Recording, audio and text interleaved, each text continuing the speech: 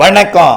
செல்வகுமாரின் மாலை வானிலை ஆய்வறிக்கை 2025 மார்ச் 8 சனிக்கிழமை மாலை நிலவர ஆய்வறிக்கை. அதிகாரப்பூர்வ வானிலை அறிக்கைக்கு இந்திய வானிலை ஆராய்ச்சித்துறை அறிக்கையை பார்க்கவும். தலைப்புச் செய்திகள்: 10ஆம் தேதி இரவு டெல்டா கரையோரம் மற்றும் தென்கரையோரத்தில் மழைப்பொழிவு தொடங்குவது உறுதி. 11ஆம் தேதி காலை வடகடலோரம் வரைக்கும் மழைப்பொழிவு தொடங்குவது உறுதி. ஒட்டுமொத்த கடலோர மாவட்டங்களில் 11ஆம் தேதி தொடங்கும் மழை. 11ஆம் தேதி காலைக்கு பிறகு உள் மாவட்டங்கள், மாலையில் மேற்கு தொடர்ச்சி மலை மாவட்டங்கள், கர்நாடக எல்லையோரம் வரைக்கும் 11ஆம் தேதி ஆங்காங்கே ஒதுக்கி மழைப்பொழிவை கொடுக்கும். டெல்டா மாவட்டங்களுக்கும் தென் மாவட்டங்களுக்கும் கனமழை காத்திருக்கிறது. வடகடலோரம் மிதமான லேசான மழைப்பொழிவுக்கு வாய்ப்பு இருக்கிறது. மேற்கு தொடர்ச்சி மலை வரை மழை வாய்ப்புண்டு. 12ஆம் தேதியும் மழை தொடர வாய்ப்பு இருக்கிறது. 2 நாட்களுக்கு 48 மணி நேரம் மழைப்பொழிவு வரக்கூடிய அதாவது 10 இரவிலிருந்து 12 இரவு வரைக்கும் கிடைக்கப்பெறும். விரிவான அறிக்கையாக பார்ப்போம். இன்றைக்கு வெப்பநிலையை பொறுத்த வரைக்கும் குறைந்தபட்ச வெப்பநிலையாக நேற்றைக்கு இரவு 2:30 மணியிலிருந்து 4 மணி வரைக்கும் 18.2 டிகிரி செல்சியஸ் திருத்தணியில் பதிவானது. 18 டிகிரி செல்சியஸ். எவ்வளவு குறைவான வெப்பம்! நீலகிரி மாவட்டத்தில் பதிவாகக்கூடிய அந்த குளிர் திருத்தணியில் பதிவாகி இருக்கு. அதே நேரத்தில் பகல் வெப்பம் அதிகபட்சமாக கரூர் பரமத்தியில் 39 டிகிரி செல்சியஸ், அதாவது 102 டிகிரி ஃபாரன்ஹீட் வெப்பம் பதிவாகி இருக்கிறது. ஓகே, இப்போ கரூர் பரமத்தியில் அதிகபட்ச வெப்பநிலை 102ஆக இருந்தாலும் திருத்தணியிலும் கிட்டத்தட்ட 100 நெருங்கி இருக்கும். ஆக குறைந்தபட்ச வெப்பநிலைக்கும் அதிகபட்ச வெப்பநிலைக்கும் 20 டிகிரி செல்சியஸில் வேறுபாடு இருக்கிறது. இந்த நிலை நாளையும் தொடரும். நாளை ஞாயிற்றுக்கிழமை இதே வெப்பம் சற்று குறைவாக இருக்கலாம், அதாவது 38, அதாவது 100 டிகிரி ஃபாரன்ஹீட்டாகவும் குறைந்தபட்ச வெப்பநிலை குறைந்துதான் இருக்கும், 18 டிகிரியாகவே இருக்கும். தொடர்ந்து திருத்தணி, வேலூர், திருப்பத்தூர் இந்த பகுதிகளில் மழை பொழிவை பொறுத்த வரைக்கும், அதாவது கிழக்கு காற்று தொடங்கிவிட்டது. டெல்டாவிலே இந்த மாலை பொழுதிலே கிழக்கு காற்று இதமாக வீசிக்கொண்டிருக்கிறது.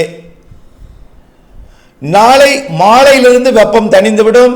திங்கட்கிழமை முற்றிலுமாக வெப்பம் குறைந்துவிடும். 100 டிகிரிக்கு கீழ் வந்துவிடும். திங்கட்கிழமை 10ஆம் தேதி கடலோர மாவட்டங்களில் 33, 34 டிகிரி என்ற அளவிலே இப்பொழுது இருக்கிறது. 35 அதிகபட்சமாக.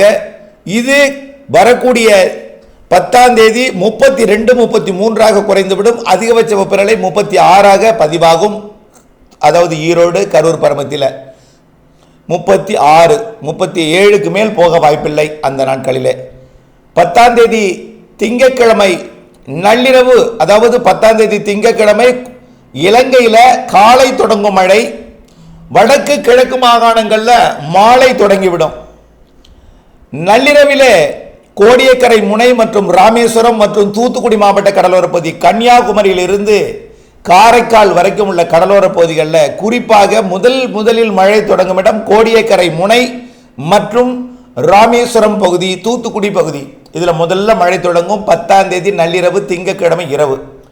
11ஆம் தேதி அதிகாலை மயிலாடுதுறை, காரைக்கால், நாகப்பட்டினம், திருவாரூர், தஞ்சாவூர், புதுக்கோட்டை, ராமநாதபுரம் மற்றும் தூத்துக்குடி, திருநெல்வேலி, கன்னியாகுமரி ஆகிய மாவட்டங்களில் அதிகாலை தொடங்கும். அதே 11ஆம் தேதி செவ்வாய்க்கிழமை காலை திருவள்ளூர், சென்னை, செங்கல்பட்டு, விழுப்புரம், புதுச்சேரி, கடலூர் பகுதிகளுக்கும் கடலோர பகுதிகளுக்கும், அதே 11ஆம் தேதி செவ்வாய்க்கிழமை மதியம் சிவகங்கை, மதுரை, விருதுநகர் மற்றும் திருநெல்வேலி மாவட்டத்தின் உள்பகுதி, கன்னியாகுமரி மாவட்டத்தின் மேற்கு பகுதி, தூத்துக்குடி மாவட்டத்தின் உள்பகுதி, விருதுநகர் மாவட்ட மேற்கு பகுதி, மதுரை, சிவகங்கை மற்றும் திருச்சி, அரியலூர், பெரம்பலூர் மற்றும் கள்ளக்குறிச்சி, விழுப்புரம் மாவட்டத்தின் உள்பகுதிகள் இங்கெல்லாம் மதியத்துக்குள் தொடங்கிடும், ராணிப்பேட்டை வரைக்கும். ஆனால் வடகடலோரம் சென்னை, திருவள்ளூருக்கு தூறல் நனைக்கும் மழை, விழுப்புரத்திற்கு தெற்கே லேசான மழை, அதாவது கடலூருக்கு தெற்கே மிதமான மழை, மயிலாடுதுறைக்கு தெற்கே சற்று கனமழை, நாகப்பட்டினம், காரைக்காலுக்கு தெற்கே கனமழை, அதிலும் ஆங்காங்கே மிக கனமழை வாய்ப்பு இருக்கிறது.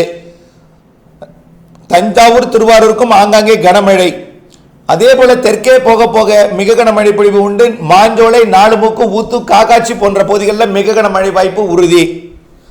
தென் மாவட்ட மேற்கு தொடர்ச்சி மலையில் ஆங்காங்கே கனமழையும் மிக கனமழை பொழிவும் பதிவாகும். கொடைக்கானல் மற்றும் தேனி மாவட்ட பகுதிகள் வரைக்கும் இந்த மழைப்பொழிவு வரக்கூடிய 11ஆம் தேதி மாலை இரவுக்குள் எட்டிவிடும்.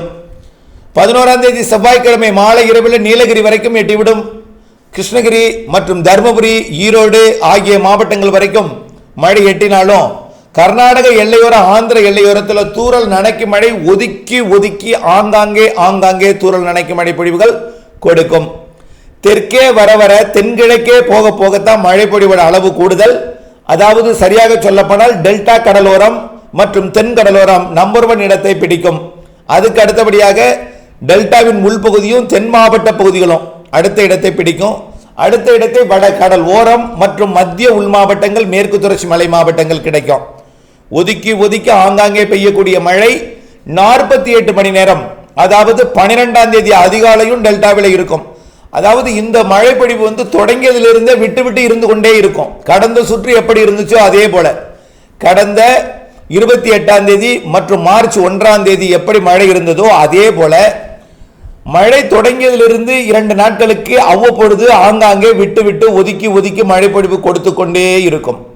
கொஞ்ச நேரம் டெல்டாவின் நாகப்பட்டினம் மாவட்ட பகுதிக்கும், கொஞ்ச நேரம் காரைக்கால் பகுதி, கொஞ்ச நேரம் நாகப்பட்டினம் பகுதி, கொஞ்ச நேரம் திருவாரூர் பகுதி, இப்படி முத்துப்பேட்டை பகுதி, மயிலாடுதுறை மாவட்ட பகுதி, பிறகு காரைக்கால், பிறகு பார்த்தீங்கன்னா திருவாரூர் மாவட்டத்தின் பகுதிகள், தஞ்சாவூர் மாவட்ட பகுதி, புதுக்கோட்டை, ஆங்காங்கே ஒதுக்கி மழை பொழிவு என்பது இருந்து கொண்டே இருக்கும். 48 மணி நேரம் மழை வாய்ப்பு. ஆனால் 48 மணி நேரம் ஒரே இடத்துல பெய்து கொண்டே இருக்காது. வந்தால் அரை மணி நேரம் 1 மணி நேரம் பெய்து விட்டு போகும். பெரும்பாலும் அரை மணி நேரத்துக்கு மேல் நீடிக்காது. இப்படி நாளொன்றுக்கு ஓரிரு முறை பெய்யுமே தவிர நாள் முழுவதும் தூறிக்கொண்டே இருப்பதோ பெய்து கொண்டோ இருப்பதற்கு வாய்ப்பில்லை. ஆனால் சில நேரங்களிலே 2-3 மணி நேரம் மழை பொழிவு நீடித்தாலும் தூறலாகவும் நீடிக்க வாய்ப்பு இருக்கு. வடகடலோரம் வடவுள் மாவட்டங்களுக்கு மிக குறைவான மழை, நனைக்கும் மழை. கர்நாடக ஆந்திர எல்லையோரத்திற்கு தூறல் நனைக்கும் மழை ஒதுக்குதலுடன் ஆங்காங்கே. கர்நாடக எல்லையோர ஈரோடு நீலகிரிக்கும் தூறல் நனைக்கும் மழை, லேசான மழை இருக்கும். கோயமுத்தூர் மாவட்டத்தின் தெற்கு பகுதி, திருப்பூர் மாவட்ட தெற்கு பகுதி, கரூர் மாவட்டத்தின் தெற்கு பகுதி மற்றும் திண்டுக்கல், திருச்சி மாவட்ட தெற்கு பகுதி, நாமக்கல், சேலமும் இருக்கும். தெற்கே போக கொஞ்சம் மழைக்கு வாய்ப்பு கூடுதல் பரப்பில் இருக்கும். டெல்டாவை விட டெல்டாவின் தெற்கு கடலோரம் கூடுதலாக இருக்கும். தெற்கு கடலோரத்தை விட தென் மாவட்ட கடலோர பகுதிக்கும், தென் மாவட்ட மேற்கு தொடர்ச்சி மலைப்பகுதிகளுக்கும் நல்ல மழை காத்திருக்கிறது. 11-12ஆம் தேதி அறுவடை விவசாயிகள் 10ஆம் தேதி மதியத்திற்குள் அறுவடை செய்து உங்களுடைய நெல் தானியங்களை பாதுகாத்திடவும், வைக்கோலை சேமித்து அதையும் பாதுகாத்திடவும் கேட்டுக்கொள்கிறேன். அதேபோல விதைப்பு விவசாயிகள் வரக்கூடிய 11-12 கனமழை பொழிவு டெல்டாவிற்கும் தென் மாவட்டங்களுக்கும் இருக்கிறது என்பதை நினைவில் கொண்டு விதைப்பை 2 நாட்களுக்கு மழையை பார்த்துவிட்டு அதற்கு பிறகு விதைப்பு செய்வதை நீங்கள் திட்டமிட்டுக் கொள்ளலாம். இந்த மழைப்பொழிவுக்கு பிறகு 13, 14, 15, 16 ஆகிய 4 நாட்கள் இடைவெளி கொடுக்கிறது. அந்த நேரத்தில் சற்று மீண்டும் வெப்பம் உயர்ந்தாலும் மீண்டும் மழை வாய்ப்பு கொடுக்க போகிறது. 17ஆம் தேதியிலிருந்து மாத இறுதி வரை குழப்ப வானிலை. இதுல 17, 18, 19, 20, 21, 22, 23 மழை வாய்ப்பு இருக்கிறது. மீண்டும் தென் மாவட்டங்களுக்கு சற்று கனமழை வாய்ப்பே இருக்கிறது. 17, 18, 19 டெல்டா மாவட்டங்களுக்கும் லேசான மிதமான மழை வாய்ப்பு இருக்கிறது. மேற்கு தொடர்ச்சி மலை மாவட்டங்களுக்கும். ஆகவே எல்லோருக்கும் ஒரே நேரத்தில் பொழிந்திராத இந்த 17ஆம் தேதிக்கு மேல வரக்கூடியது மிரட்டி கொண்டும் குழப்பிக் கொண்டும் இதமான வெப்பநிலையை கொடுத்து கொண்டும் வெப்பம் சற்று 100 டிகிரிக்குள்ளேயே வைத்துக்கொண்டு மழையை, மேகத்தை, புழுக்கத்தை கொடுக்கும். வெயில் அனல் இல்லாமல் புழுக்க வானிலையை கொடுத்து கொண்டிருக்கும். வரக்கூடிய 17ஆம் தேதியிலிருந்து புரிந்திருக்கும் என்று நினைக்கிறேன். 10ஆம் தேதி இரவு 11, 12 மழை. அடுத்தது 13, 14, 15, 16 இடைவெளி. 17, 18, 19 என்று மாத இறுதி வரை குழப்ப வானிலை. இடையில மழை பொழிவும் உண்டு. இப்படி ஏப்ரல் மேலேயும் மழை இருக்கிறது, வெயிலும் இருக்கிறது, அனலும் இருக்கிறது, மேகமூட்டமும் இருக்கிறது. எல்லாம் கலந்த வானிலை தான் 2025 கோடை வானிலை என்பதை தெரியப்படுத்த விரும்புகிறேன். இணைந்தே இருங்கள் அப்டேட்ஸுடன். நன்றி.